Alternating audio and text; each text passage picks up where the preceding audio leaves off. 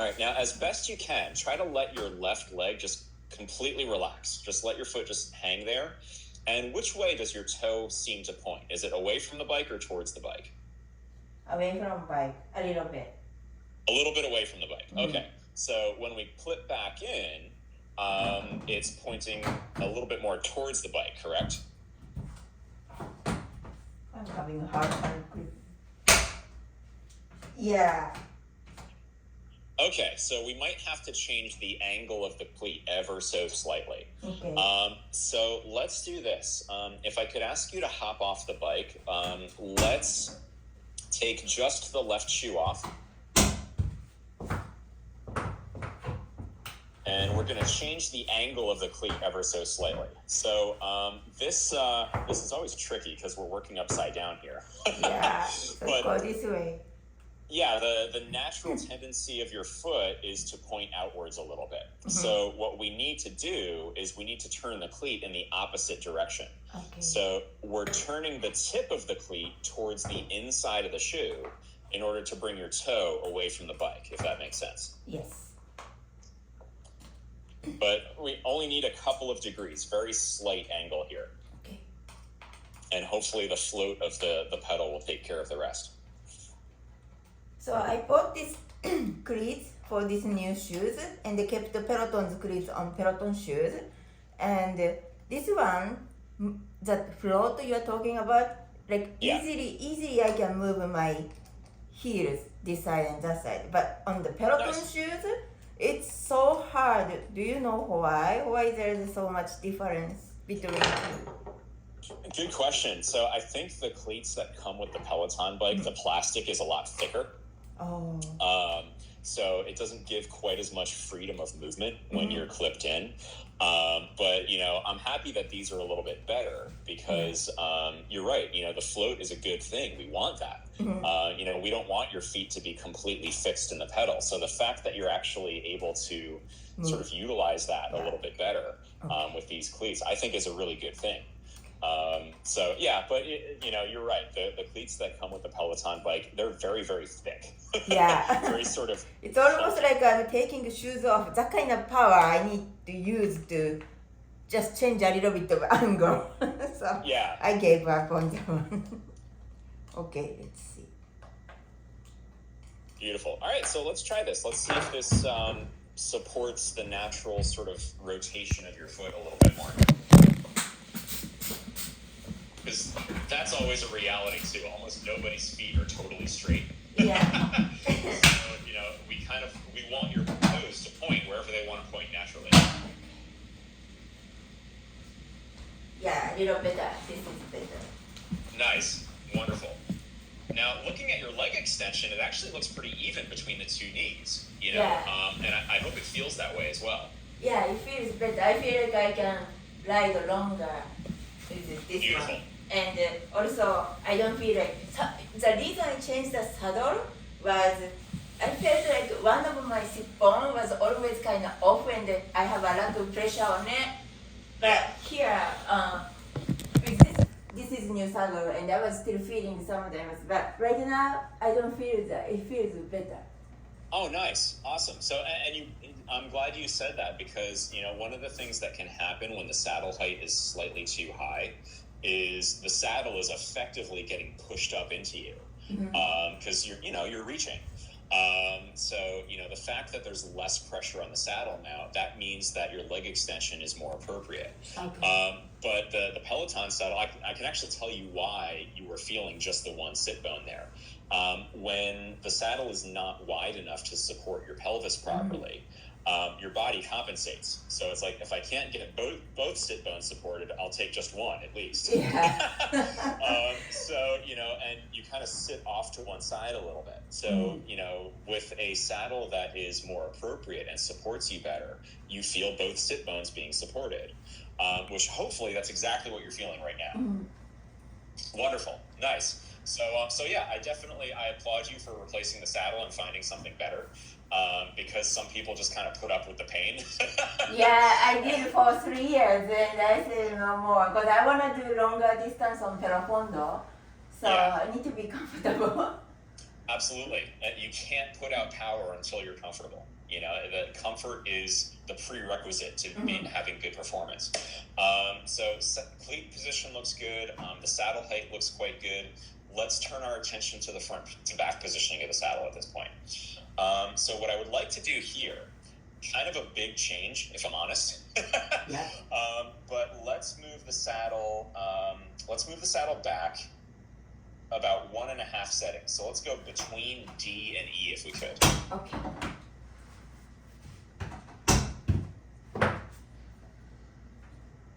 This one I have hard time to keep my saddle straight. Here. Yeah.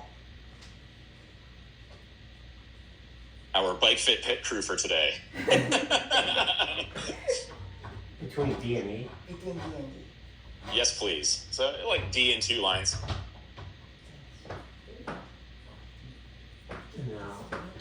Oh, my nose a level. This is the problem.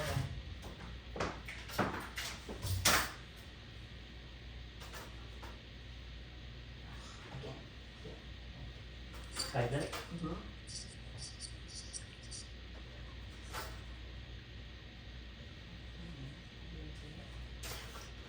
Just seeing the level there makes the part of my brain that centers on precision so happy. Because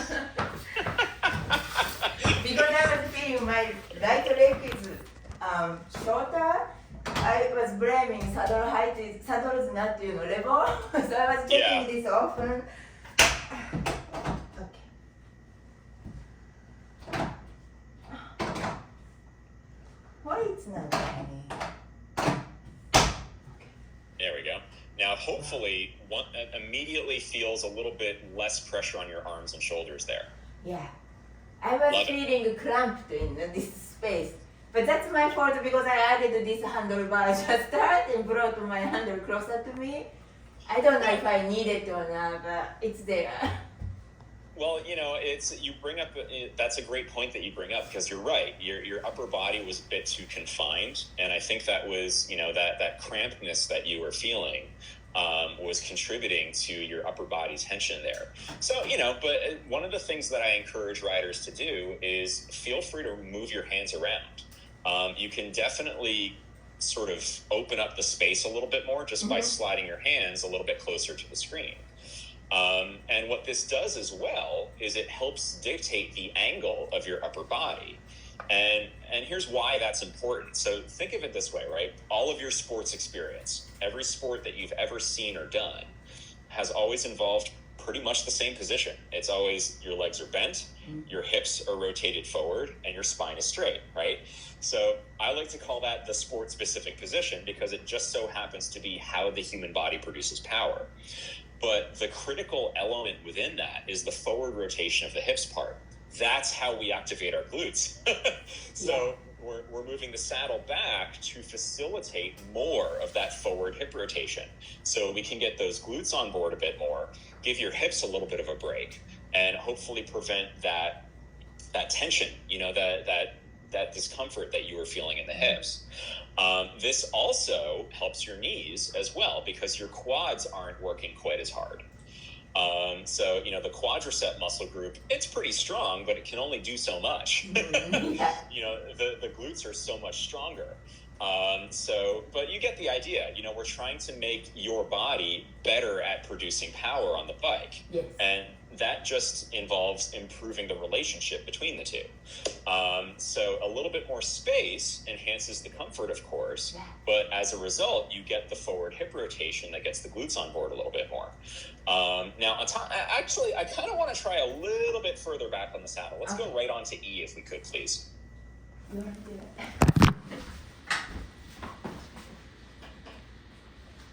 Teamwork makes the dream work. Yeah. Where do we go? E? No.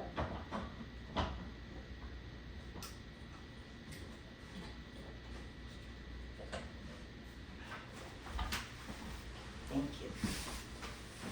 All right, now, hopefully, it's even better still. You know, Yeah. even more relaxation, that's a little nice. bit more looseness.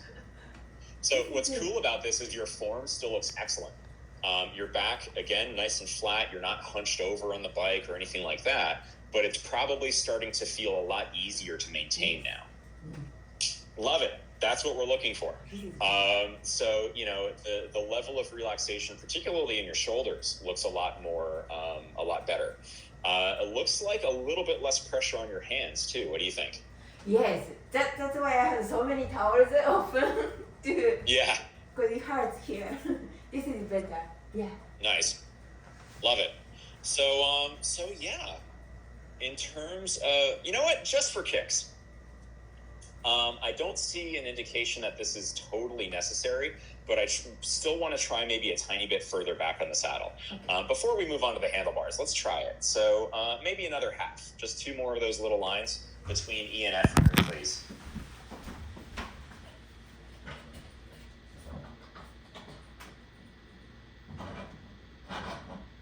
Again, not because I think it's necessary, but I don't want to settle for good enough, you know? Yes.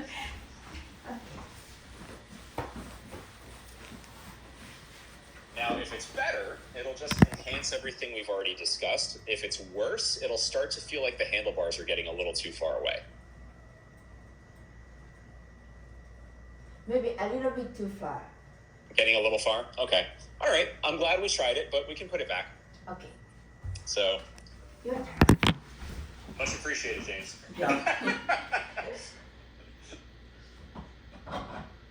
So that has us settling right on E as in echo. Perfect. Yeah, this is looking really great. This is good. Nice. All right, handlebar time. Let's see what we can do here. Now, the handlebars, I will say this right off the bat, this is where things get a little tricky. Because what the handlebar height does is it dictates how much your core is being utilized on the bike. And, you know, we don't want to ask your core to do too much because, you know, that's not sustainable. The core workouts happen somewhere else. But at the same time, we don't want your core to be completely relaxed either. So, you know, for instance, if the handlebars are too high, then your core is too relaxed and you're having to rely on your arms too much to hold yourself up. So, you know, if the handlebars are too low, it's the opposite. We're asking your core to do too much. So what we're looking for is that middle ground, you know, just enough core activation, not too much, not too little. And sometimes that can be a challenge to find because too high and too low feel incredibly similar.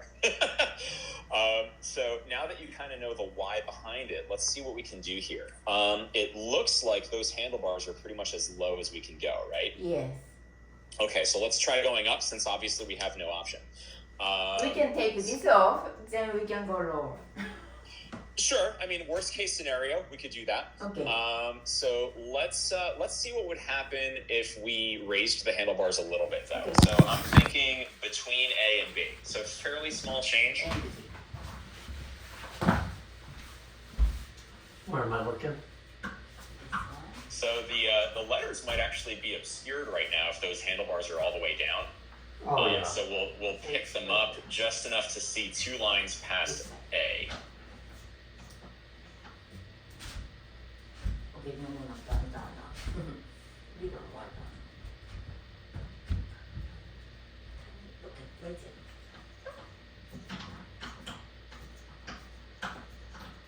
All right, so let's see what happens. If this is better, it'll just decrease the amount of weight on your hands even more.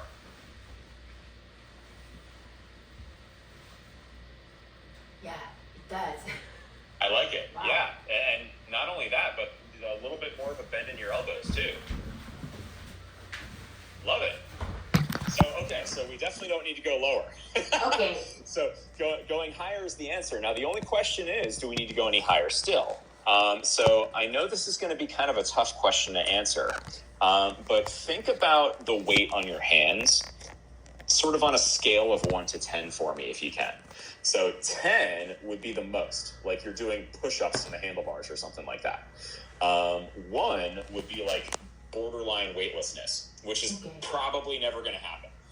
Yeah. But what we're looking for is like a 3 or 4, something like that. Would you say that we're there, or do we still have a little bit of work to do? I say maybe like 4. Okay, so you know what? Let's try. Maybe 3. Push-up is 10. Then yeah, this is not much. Okay. I mean, it looks really good. But you know me well enough already that I don't want to settle for good enough. Mhm. Let's try a tiny bit higher and just see what happens. If it feels like there's more pressure on the weight on your hands, then that means we've gone too high. Okay. So another half. Let's go right on to B, and we'll just see what that feels like. Higher up or Yeah. Down, down, down. It sounds like A.5 was good. We'll try B out. higher, lower? Tiny bit lower. Tiny. Too I know low? the handlebars are a pain. If it's any consolation, this is exactly what it looks like for everybody. Oh, shit. Okay, right there.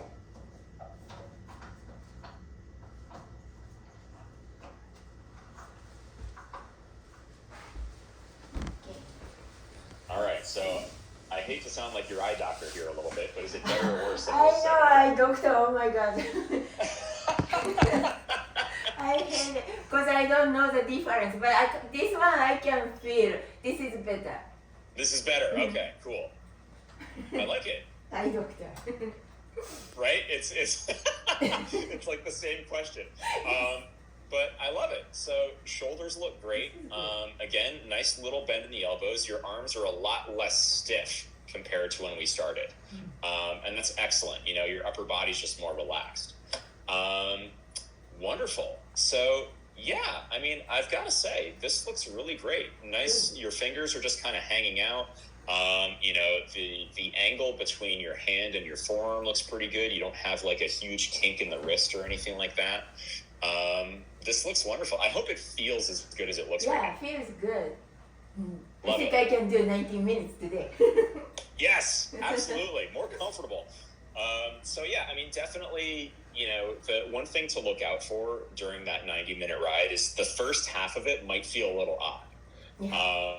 And that's to be expected just because we've changed stuff, you know. But as you know already, getting used to anything new, those feelings should dissipate rather quickly.